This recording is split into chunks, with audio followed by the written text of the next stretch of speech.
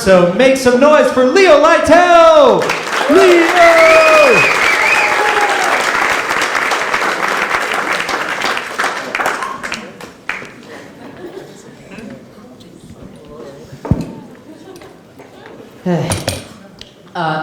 My name is Leo Lytel. I'm 14 years old, and that didn't require that. I'm single. I've been single, let's see, pretty much my whole life. I think it's because I'm unemployed. I live with my parents and I don't have a car. These are a lot of reasons why it's pretty difficult for me to find a date. I've done a lot of shows, I guess. I've been doing this for about a year, but this is probably my biggest club. It's, my first time in New York City doing this. So, I like New York. It's good. Nice place you got here. And I like to equate it to, prevent myself from getting nervous. It's like, oh, well, it's just like, based on my rudimentary knowledge of sex, it's like stand-up, it's, for the first time, it's a lot like having sex for the first time, So, because it's super awkward for everybody involved. You're gonna laugh at me the whole time. And it's only gonna last about 3 minutes. And that's if it goes well.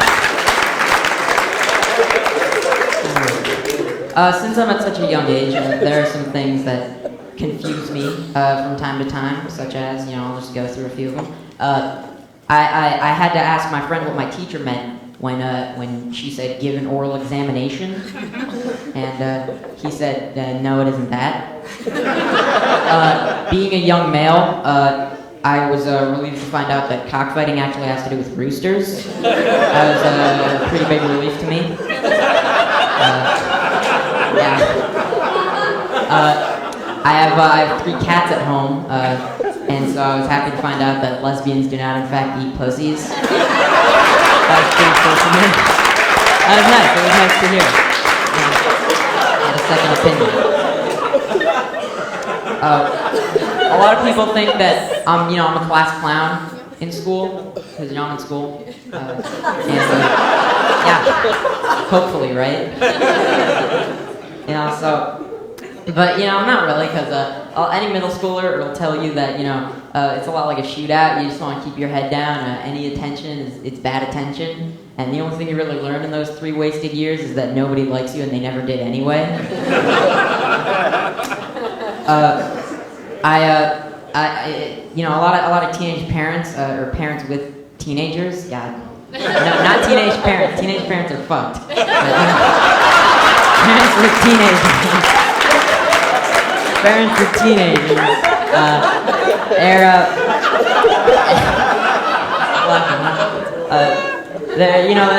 they don't know, they don't think their children know about masturbation, but I'm here to inform you that we do. In fact, I'm doing it right now. Of course, I'm probably doing it wrong. I'm here to bring you some good news from Washington, if there's ever been such a thing.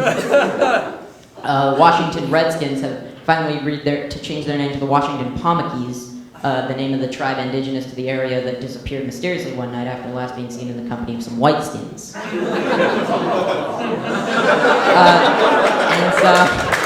So Congress has furthermore decided that we're not going to call them Indians anymore because it's a stupid mistake. And surely, when you think about it, it couldn't have taken Columbus more than a few days to realize it wasn't in India. But I guess he's just like, oh well, I already named him. And I don't give a damn. And it's impressive. It lasted 500 years of that, and we all know it's not India. So it's like, when white people make a mistake, we don't give it up. I spent a day earlier, because I've been here for a few days, 3 days, and I spent some time at the Central Park Zoo, which is a nice place, nice zoo. And I find it interesting, though, all the animals there, they're all, of course, in perpetual captivity, and for some reason, they find it necessary to spend the whole day grooming themselves, as if they have some place to be. Like, where the fuck are they going? So I just don't understand that. If your zoo animals have social functions later in the day. Let's see here. I got 3 cats. I mentioned that earlier. You know, one's named Ninja, one's named Bogey, the other's named Mitch. I know what you're thinking. Who names their cat Mitch?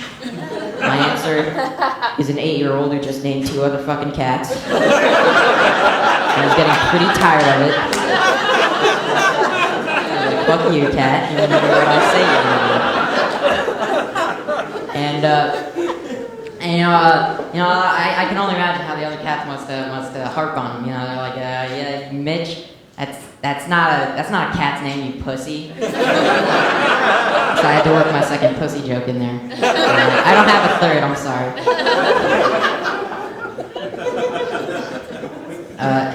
I want to thank you all for coming out tonight. Give yourselves a round of applause real quick. Because you're a great audience. This is really one of the best shows I've ever done. And I want to ask you a question. I want to ask you, what's better, an adult delivering juvenile humor or a juvenile delivering adult humor? That's up to you. And I'd like to say thank you to my mom and dad who are somewhere back there. This light's pretty bright, but they're